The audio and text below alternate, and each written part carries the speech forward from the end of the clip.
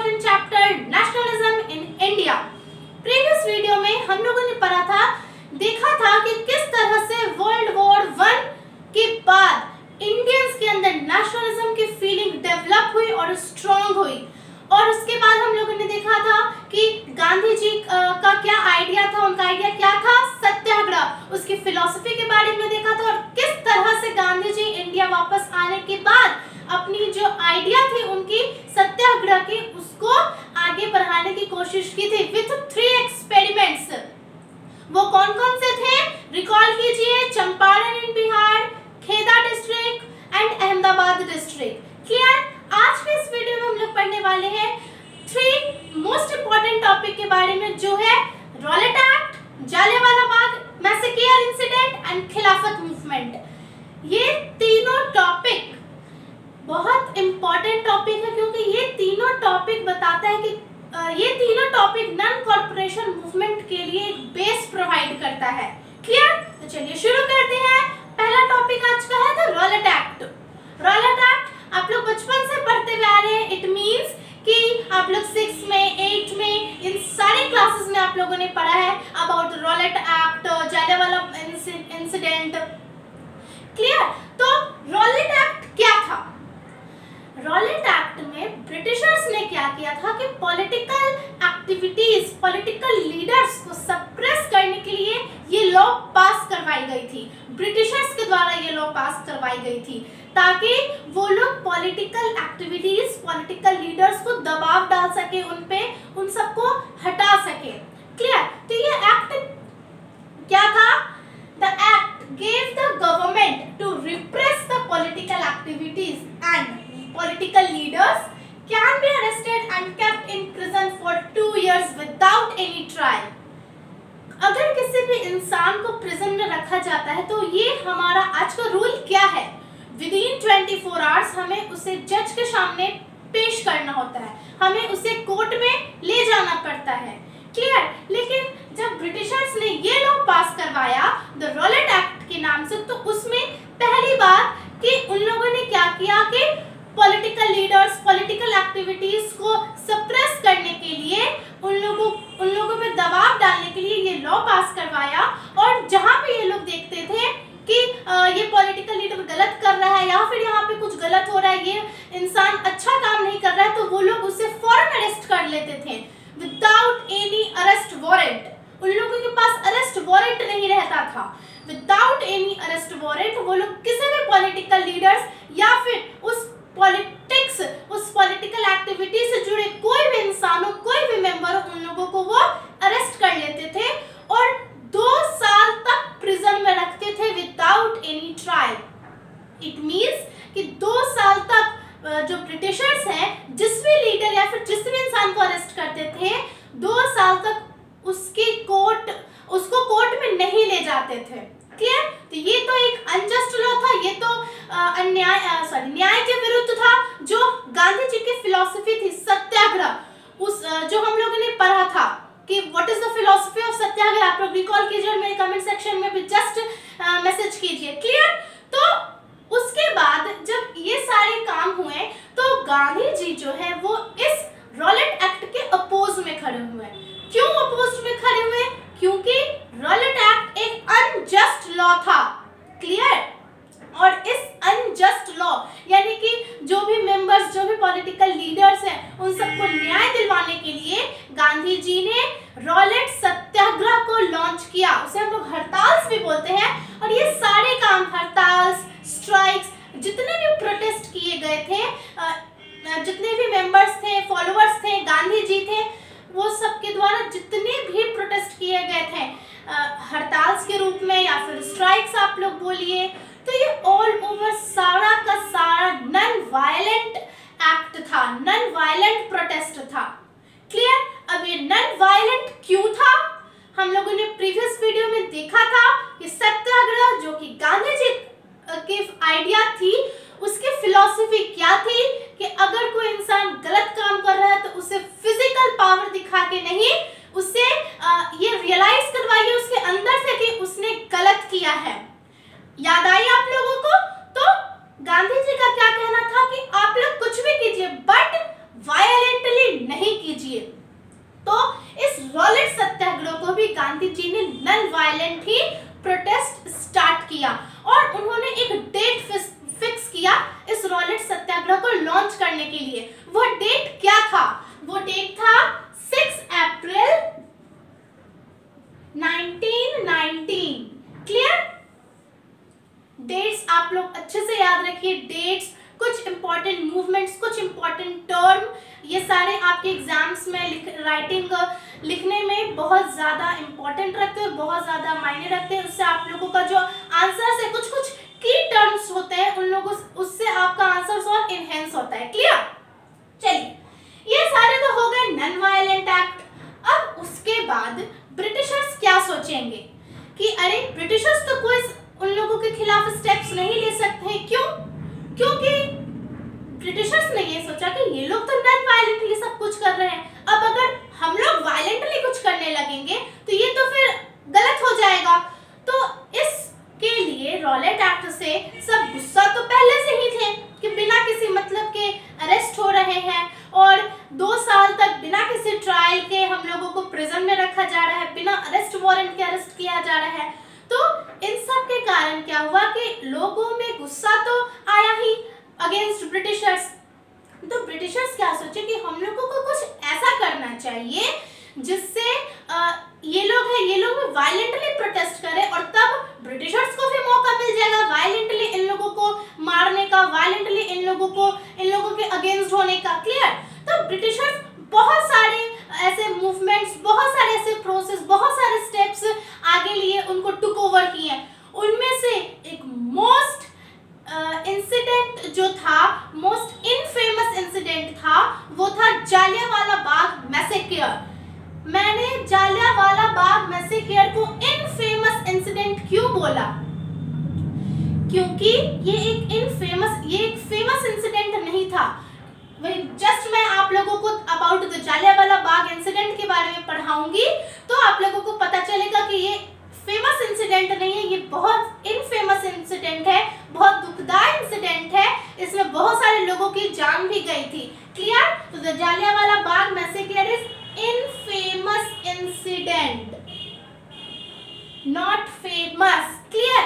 और जालियांवाला बाग मैसेकर के बाद क्या हुआ कि रॉलेट एक्ट के द्वारा वायलेंस तो उत्पन्न हुआ ही लोगों में, बट चलो गांधी जी ने नॉन वायलेंटली उसको संभालने की कोशिश की, पर ब्रिटिशर्स भी इतने कमजोर नहीं थे। ब्रिटिशर्स ने भी अपनी दिमाग लगाई और बहुत सारे वेरियस स्टेप्स को लोगों के टुक ओवर किया और उसमें से एक मोस्ट इनफेमस इंसिडेंट क्या था? Jallianwala Bagh incident.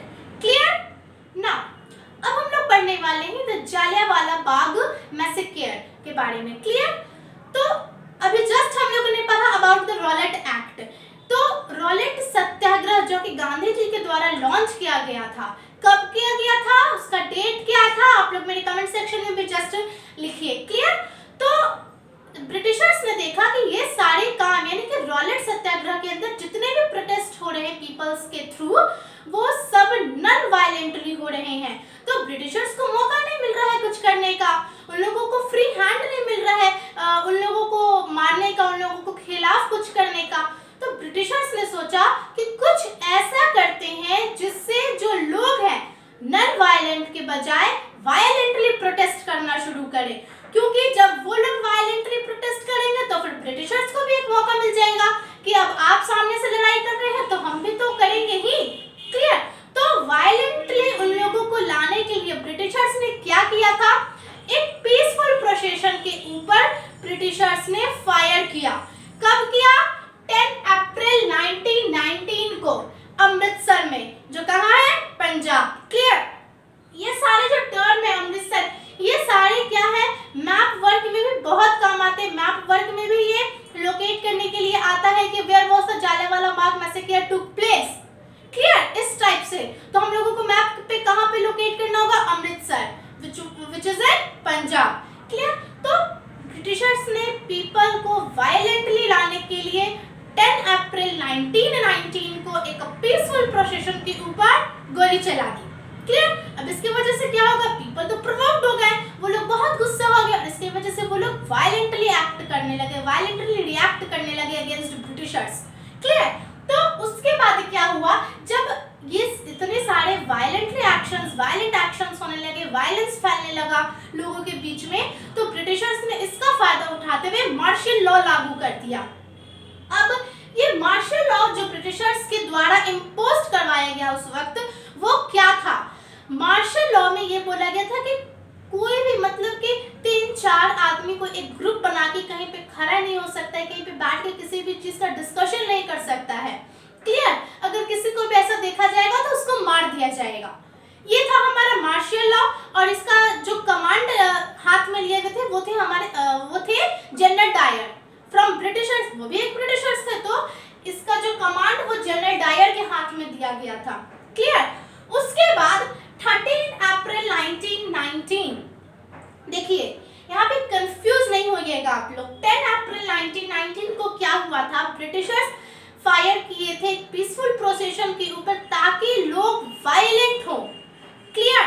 But question ऐसे आता है कि when was the Jallianwala Bagh massacre took place, उसका आंसर क्या होगा, 13 अप्रैल 1919। क्लियर। 13 अप्रैल 1919 को क्या हुआ था, जलियांवाला बाग एक पार्क है, एक पार्क था, एक अभी भी है अमृतसर में, तो उस पार्क में उस वक्त वैसाखी फेयर लगा हुआ था। तो लोगों ने क्या सोचा कि चलो हम लोग, बहुत सारे लोग ऐसे थे जिनको मार्शल लॉ के बारे में नहीं पता था और बहुत सारे ये भी सोचे कि हम कुछ करने तो नहीं जा रहे हैं, हम तो अपना एंटरटेनमेंट करने जा रहे हैं, हम फेयर घूमने जा रहे हैं। क्लियर। तो जलियांवाला बाग में क्या हुआ कि बहुत सारे लोग तो बैसाखी फेयर के लिए इकट्ठे हुए और कुछ ऐसे भी लोग थे जो प्रोटेस्ट करने के लिए इकट्ठे हुए थे वहां पे। क्लियर। तो उसके बाद जनरल डायर के हाथ में उसका कमांड दिया गया और चूंकि मार्शल लॉ लागू था तो जनरल डायर ने क्या किया, जलियांवाला बाग का जो एग्जिट था वहां पे एक ही गेट था। क्लियर। तो इसका जो एग्जिट था, एंट्री एंड एग्जिट का एक ही गेट था, उसे बंद करवा दिया और ओपन फायर किया क्राउड पे। ठीक है। तो क्राउड पे जब ओपन फायर किया तो जो पीपल्स थे, इतने सारे भीड़ थे वहां पे, बहुत सारे वैसाखी फेयर में आए थे, बच्चे थे, बूढ़े थे, महिलाएं थी, बहुत सारे ऐसे चीज थे। तो बहुत सारे मिलियंस ऑफ पीपल उस वक्त मारे गए थे और बहुत सारे लोग गुस्सा हो गए थे। क्यों? सबकी फैमिली बर्बाद हो रही थी और ये कोई तरीका नहीं हुआ क्योंकि बहुत सारे लोगों को मार्शल लॉ के बारे में पता भी नहीं था। तो और उस पार्क में एक कुआं था।